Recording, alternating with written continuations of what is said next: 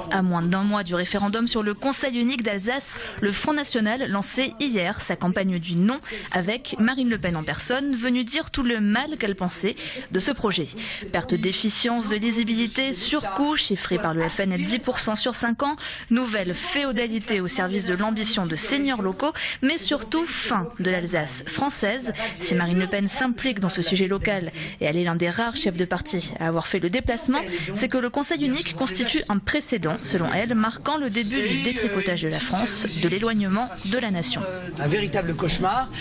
qui est un statut particulier pour l'Alsace et donc une rupture de l'unité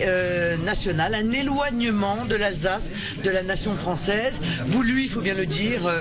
par l'Union européenne qui ne rate jamais une occasion de tenter d'affaiblir les nations. Je crois que l'Alsace a démontré quand même l'attachement qu'elle avait à être dans la France.